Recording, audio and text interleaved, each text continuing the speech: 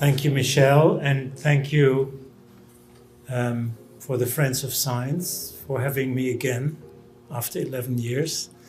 As Michelle said, 11 years ago, I was concerned and I was telling the then audience that this would all end in tears. And unfortunately, that's where we are today. The good news, if there is any good news, is that people are beginning eventually and ultimately to realize that this kind of obsession is hurting them in the pockets, it's hurting their standards of living, it's hurting their economy, it's hurting their political culture, hurting their education. And I think Canada is about 5 years behind Europe. You are blessed with still a lot of resources that Europe has foregone. It's not as if Europe hasn't got any resources, obviously not as many as Canada, but we still have resources that are not being used, and we're paying the price. You may have heard in the news today that the European Court of Human Rights have ruled that Swiss ladies have a right to a stable climate, and that as a result, the Swiss government will have to adopt more dramatic policies to deal with climate change. We don't know yet what the overall implications are. The emission targets they have adopted are legally binding, but they are hurting people so much that they are basically kicking governments out of power. They're voting them out. They say, we've had enough. Enough is enough. So governments say, okay, we'll change the targets. Well, then the Greens are coming saying, well, you can't do this because you're killing the planet. If they want to survive, they have to change the policies and the law, but they can't do it because the judges say you can't do that. So basically, we are facing a situation where European governments can't survive, and they will be voted out. And eventually there will be governments saying to survive, and to survive, our economies will really have to water down and delay and revise our climate laws. And this is what I'm going to talk about tonight. So these are the key points. There is growing protest across Europe about climate and energy policies. This is manifested not just in the protests you see on television, but what is called the so-called populist parties. So the parties that are highly critical of these policies are gaining more and more support, and in some countries actually won the elections already. There will be European elections in June, and they are predicted to win a lot of votes. High energy costs, the stagnation of European economies, the high cost of living has made the whole climate agenda a minority issue. So in contrast to my talk 10, 11 years ago, when everyone was talking about climate change, this has changed completely in Europe, where the priority today is an economic issue, cost of living, cost of energy. Climate is really a minority issue for about 20 to 25% of the public across Europe. And I will show you the surveys that demonstrate the dramatic decline in the climate issue for the average European. As a result of these protests, governments have begun to roll back, to water down, to delay policies, because they are beginning to realize that they are becoming unpopular, and they are beginning to realize there are many problems that they haven't anticipated. And finally, we're, as I said, election ahead in June, and there is a general expectation that these populist, skeptical parties will be the big victors in these elections. So you may or you may not have seen in the news in recent weeks big demonstrations by farmers in particular across Europe. They've been the ones most opposed to these policies and standing up for their interests. And as a direct result of these protests, they were not just in Brussels, they were in national capitals as well. As a result of these protests, governments and the European Commission itself have begun to cave in and said, okay, at least until the election, we won't do anything, right, as they do. We'll hold, we'll stop, we won't do what we plan to do. We'll see after the election.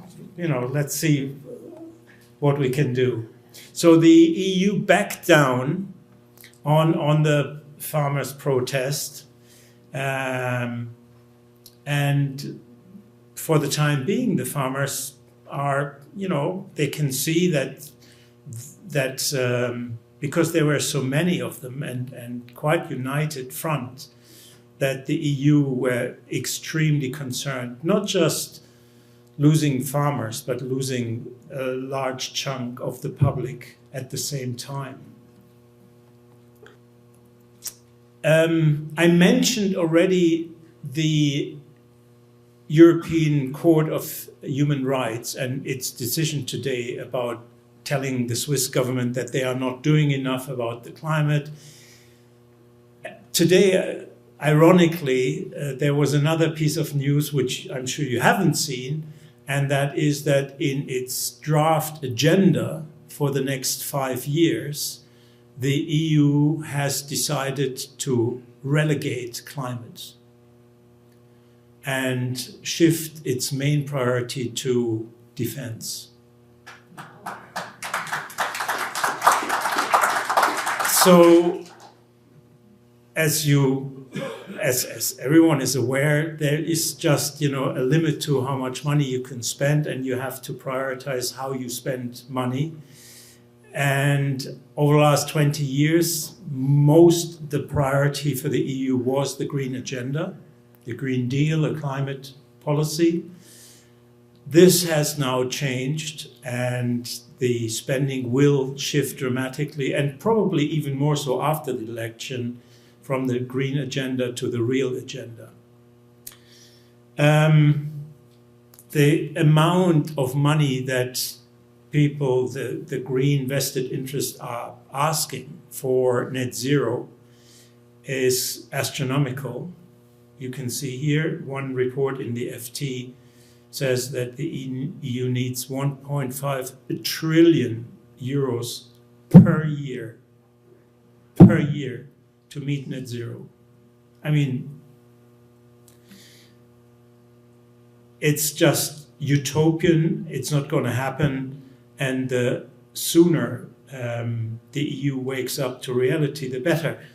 As I said, even now, before the election, the EU is signaling that it is beginning to shift its priority away from climate, no matter what these judges, these unelected judges, tell. And we're talking here about judges telling elected parliaments what to do. That's the situation. And the judges in their ruling said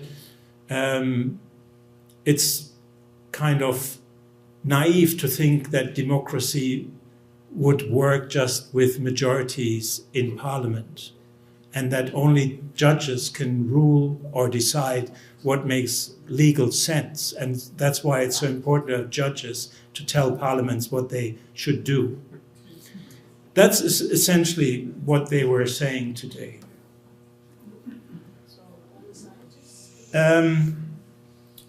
So we have this huge backlash in Europe, which you may or may not be aware of, but the political class is extremely concerned about it, because it's not just farmers, it's voters.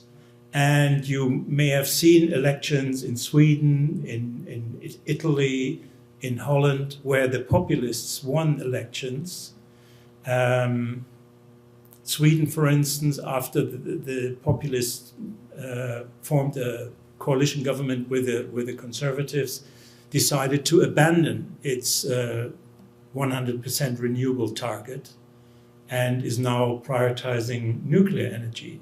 So governments are beginning to revise their climate and energy policies as the reality is beginning to sink in.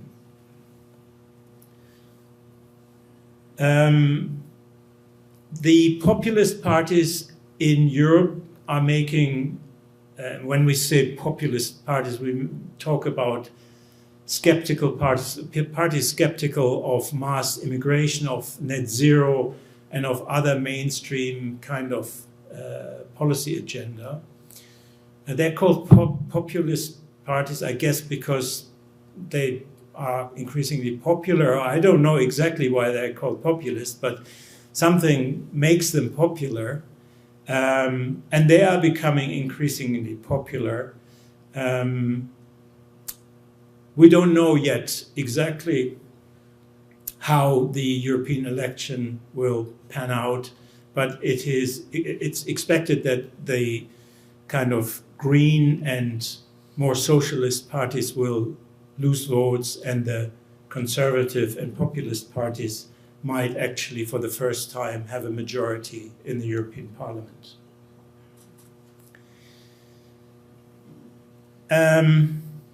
So what you see in various countries, like in the Scandinavian countries, in Germany, in France, in Italy, is in Britain, governments beginning to have second thoughts, governments beginning to send out signals. Okay, we get your message. We get it. You don't like this, malarkey. It's too expensive, and we'll roll it back a little bit. Basically, what they're doing is they are saying, okay, our 2030 target will make that a 2035 target. So basically, what governments are doing is kicking the can in the long grass. They're not giving up on the policies. They're just saying, we have a little bit more time. It poses, of course, legal challenges, because most of these targets are legally binding. And once you start rolling back, the Greens will go to court, and the judges will tell governments, you can't do that, because we know what you can and what you can't do. Even if you have a majority in parliament, you're not allowed to do anything without telling you exactly what you have to do. So, as I said, Sweden, France, Germany, Britain, Italy, other countries have started this rollback, partly as a result of increasing costs, and partly, primarily, because of increasing hostility by the public. Another interesting development, which is also quite new as a result of it, is that the European governments are beginning to be a bit more serious about all these disruptions we've seen over the years. So they're cracking down on the radical climate movement. More arrests, And some groups are facing criminal investigations, which is unheard of. For the last 20, 30 years, they've given free rein to these protesters, or even in some cases almost joined them or encouraged them, because governments thought that it would help their policies to have a movement making the case. But as I said, in the last 12 months or so, there has been a rethink when it comes to these more radical protesters. So one of the first interesting rollbacks was about 18 months ago, when the European Parliament, no, it wasn't the Parliament, it was the EU Commission, decided, you know, the Europeans had the plan to ban the sale of conventional kind of combustion engine cars by 2035. And then in the EU, you have negotiations between different countries to have, come to a final agreement.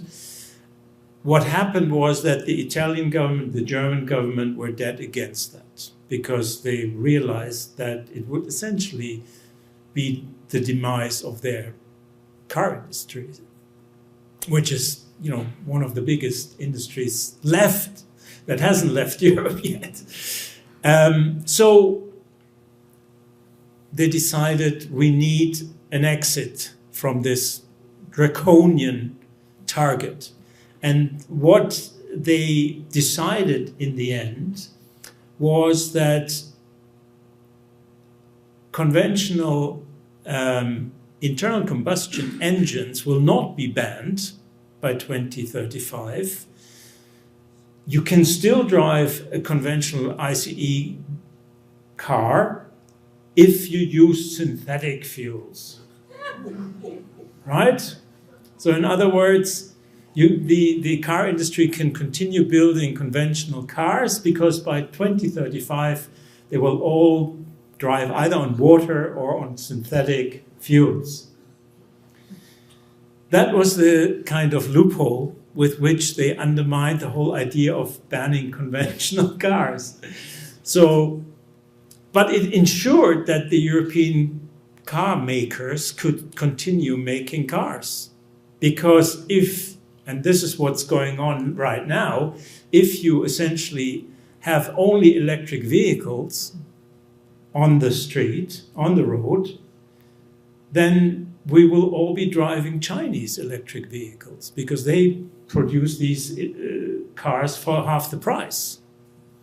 And currently, all ports in Europe have turned into huge car parks, because there are about, 500,000 Chinese EVs being exported to Europe, and they all are parking at European ports waiting for Europeans to buy them. And so the biggest fear in Europe is not climate change. The biggest fear is cheap electric vehicles from China. This is the biggest fear, which tells you that this is not about climate change.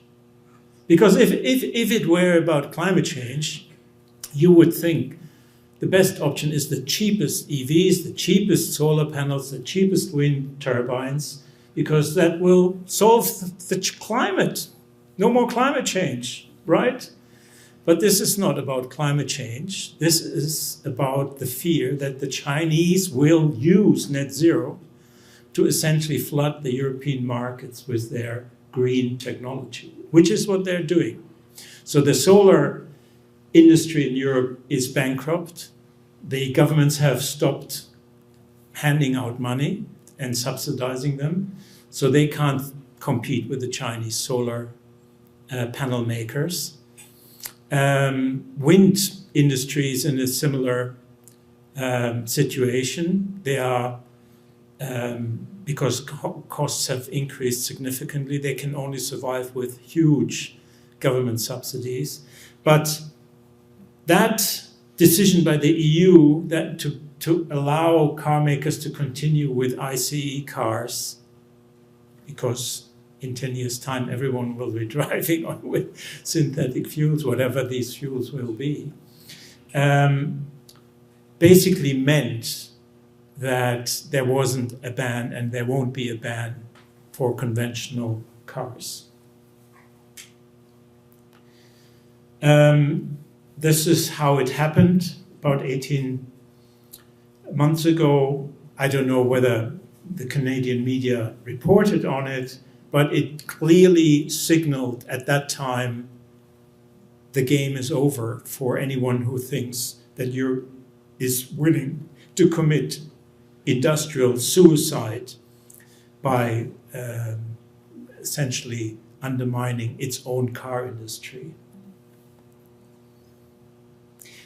The other, and I haven't mentioned yet how unpopular these electric vehicles are.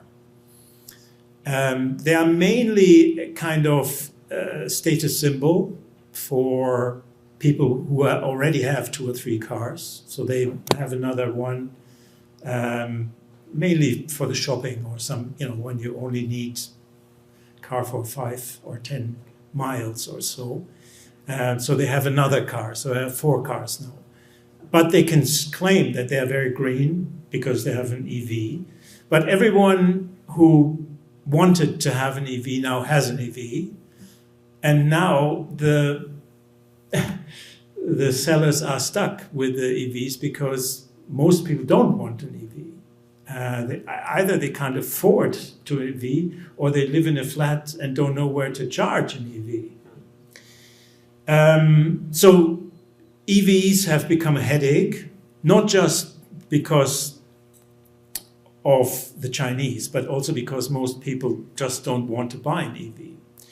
But, and perhaps even more dramatic own goal of governments was to force people to give up their central heating, their gas heating, and buy heat pumps.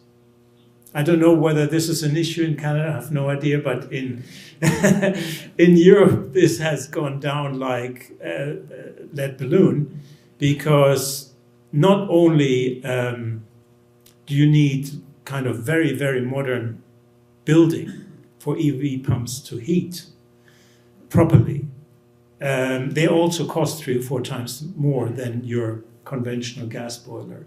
So the German government almost collapsed over this issue before they had to reverse and cave in. The EU, as you see, has already taken it off the agenda because it's so unpopular. So this is a very, very unpopular net zero policy. So EVs and heat pumps essentially, because, we've been telling people for the last 15 years, this will be very expensive and renewables are very expensive and your energy bills are going up because of the renewables. This is all far too abstract for people. They get it somehow, but they don't really feel it directly because it doesn't say on an energy bill, and 15% of that bill is because of the wind turbine on this landowner's land, and he's making 10 million because you pay that landowner all the money. So they don't get that. This they get directly.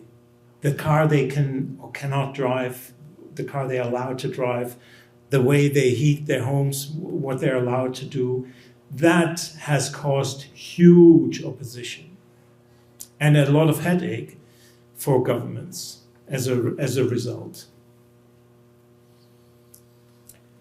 So with some delay, the British government then decided, okay, they got the message.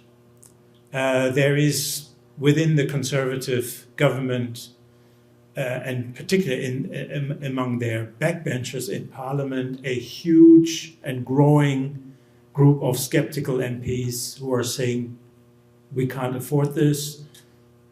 neither economically, nor politically, nor technologically. It doesn't make sense. It's too expensive. We have to roll back. So Rishi Sunak, our prime minister, then decided, okay, we will have to delay some of these plans. This is the kind of the cheap, easy way out. We'll delay it by 5 years. But it obviously causes huge uproar among the kind of politically correct sector. But it was the start of a rollback, and once you start and you enjoy it, you can go further. And so people are saying, well, you've rolled back the car ban, the ban on conventional car is rolled back, and there are movements to roll back the heat pump policy as well. But there is a strong green wing within the Conservative Party, which is very influential, which makes basically the Conservative Party is deeply split on this. And so the government is not really in full control of these policies. Even things that Sunak may want to do, he can't do, because, for instance, on fracking, on shale gas, when he was campaigning to become leader, he promised that he would abandon the moratorium on fracking. And when he became prime minister, he realized that 50 or 60 of his own MPs said they would vote with the opposition if he were to allow fracking in Britain. So there is a strong green wing within the Conservative parliamentary party, which makes it near impossible to come to a more balanced, reasonable policy.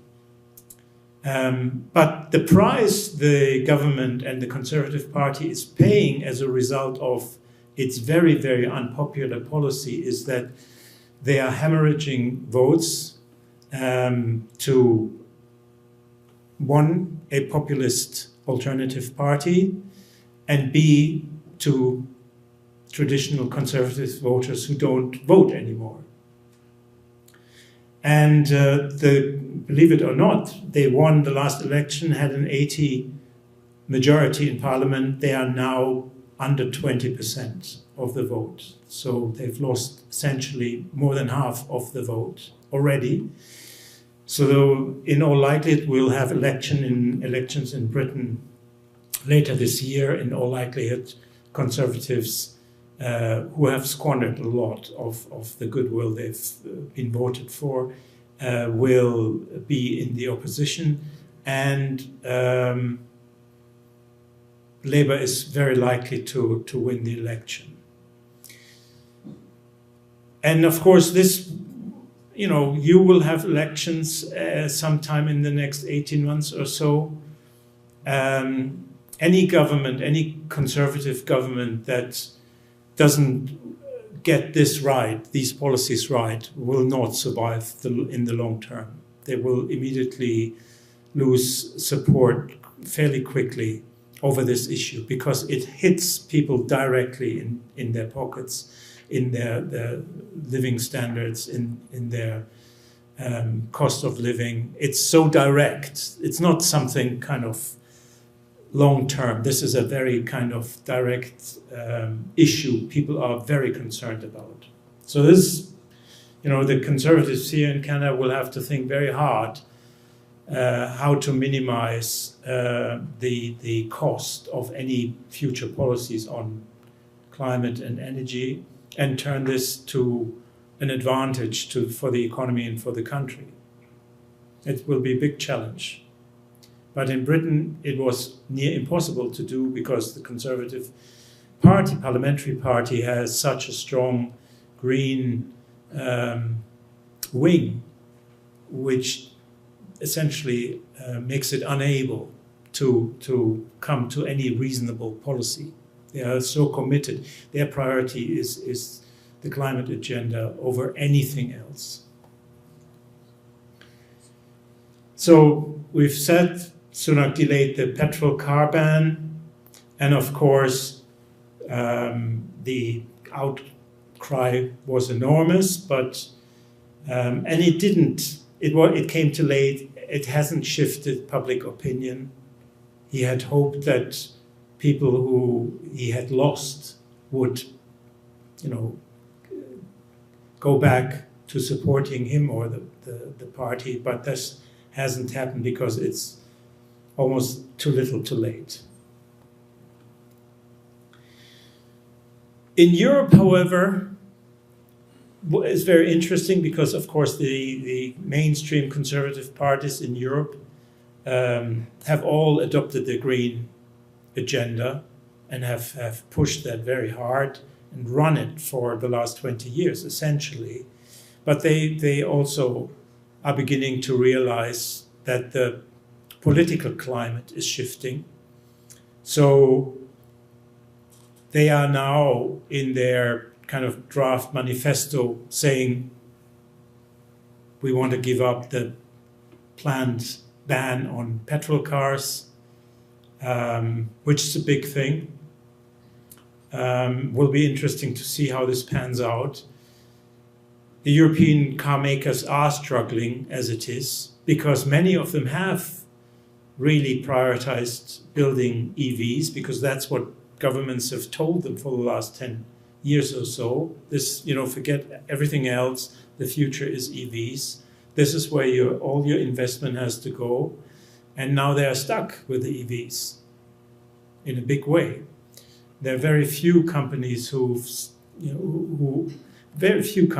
will get through this without major upheaval. Toyota might be one of the few companies who are doing, basically focusing on hybrids. But interestingly, it's not just the conservatives who are facing this problem with the unpopularity of very costly policies. In Britain, even the Labour Party has begun to roll back and water down and abandon some of their own net zero climate pledges, which has caused all sorts of headaches for the party because their main concern is that they will hemorrhage votes to the Green Party. But as it stands, their lead is big enough that they can afford to cave in and U-turn. But this has, because they've pledged to spend 28 billion pounds per year on net zero. Obviously, they don't have the money, but it always looks good if you make these kind of pledges. But Labour MPs have told the leadership, look, you know what? We have other priorities. We have the health service, the education, infrastructure, and etc. And you want to spend all the money, the little money we still have, on these kind of issues that are only really in the interest of a very small portion of the population. So the question here is why this net zero rebellion? How can it be explained given the kind of mantra that everything is about the climate change, saving the planet and so on, and given that Europeans for the last 20 odd years or so have been saying, climate is our main priority and this is our main issue and the Green Deal and climate deal and so on. So how can this be explained? Well, I think I've tried to show you a couple of issues that have been very controversial. Europeans have been told that this net zero issue and renewables and so on will make life easier for people. The opposite has happened. They've been told that energy costs would go down. They've gone up. So people are beginning to realize that what they've been told hasn't actually materialized. The opposite has materialized.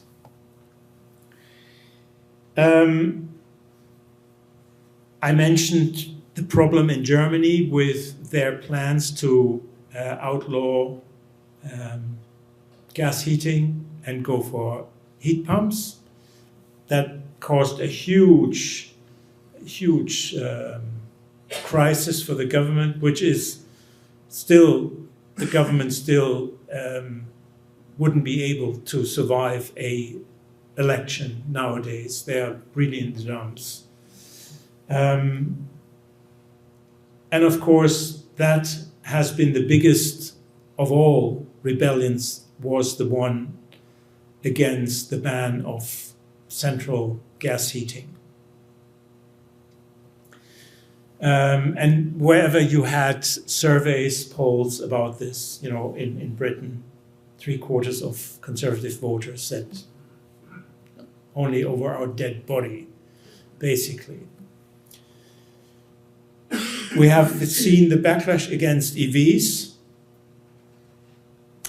And of course, the cost of energy or electricity in particular has been such that I don't know whether Canadians can imagine energy bills going up threefold or more, which is what happened over the last 2 years, mainly as a result of the war in the Ukraine. But now that gas prices have gone down back to where they were before the war, energy prices or the energy bills in Europe are still around twice as high as they were before the war. So energy bills are extremely high in Europe. Millions of families struggle to heat their homes in the winter. Businesses, pubs, for instance, and others struggling to heat their pubs and their restaurants because the energy bills are astronomical. Energy-intensive industries like steel, aluminium, and so on, they can't survive in Europe without huge support. So there is real deindustrialization as a result of these high energy costs.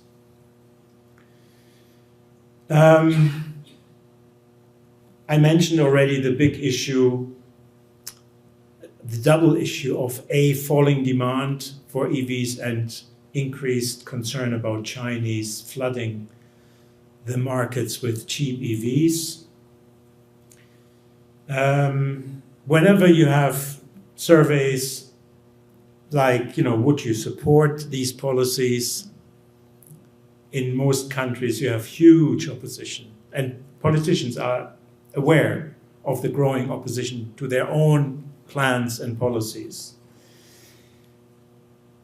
And this brings me to one of the most important and perhaps most established policy theories that was established, created 50 years ago by someone called Anthony Downs. And what he discovered already in the early 70s is what he called the issue attention cycle. It's a very, very famous paper he wrote in 72, and where he showed already in the early 70s what happens to environmental policies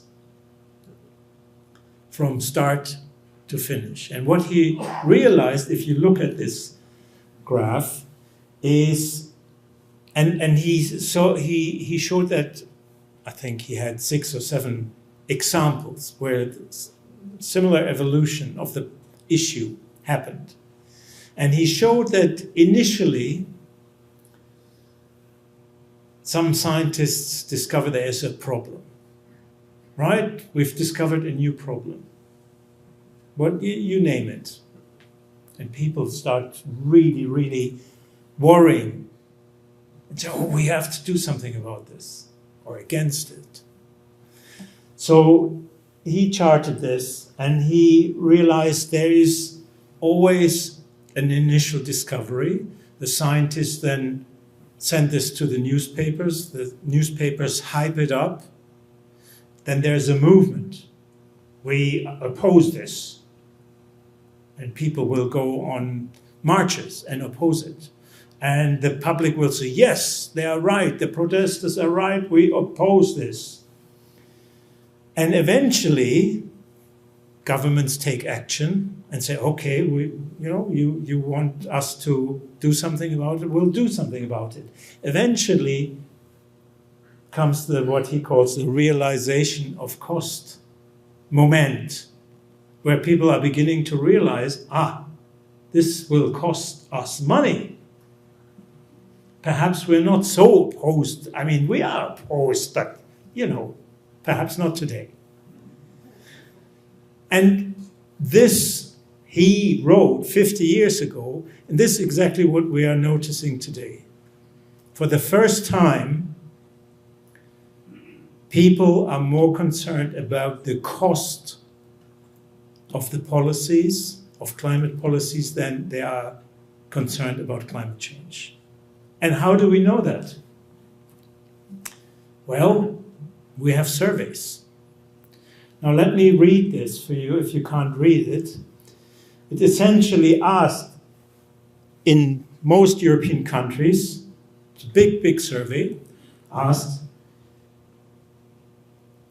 if it was up to me, European governments should do all possible to reduce carbon emissions, even if that means energy bills would need to rise. Okay, you asked, they give an answer. And you see the answer, the percentage of people who answer, yes, that is my priority, on the left. And then they ask, if it was up to me, European governments should do all possible to reduce energy bills, even if that means missing carbon emissions targets. And you see the answer on the right. Now, what does this tell you? And this is a survey from January this year. Big survey. What it tells you is that a clear minority of Europeans are prioritizing the climate issue over their energy cost issue. And that is the most dramatic change I've seen in the last 20 years, so manifestly, so evidently. And I think European governments are beginning to see this as well, which explains why they are beginning to roll back and water down. Climate has become a minority issue. Cost of living and cost of energy is the majority issue. And of course, we have the cost of renewables going up, cost of wind energy going up, Europe's economy stagnating and losing comparative competitiveness. So Europe is compared to the global economy, to the US and even to Japan, in relative decline. And of course, in such a situation, the mainstream parties are concerned that they will be losing voters, that will hemorrhaging voters.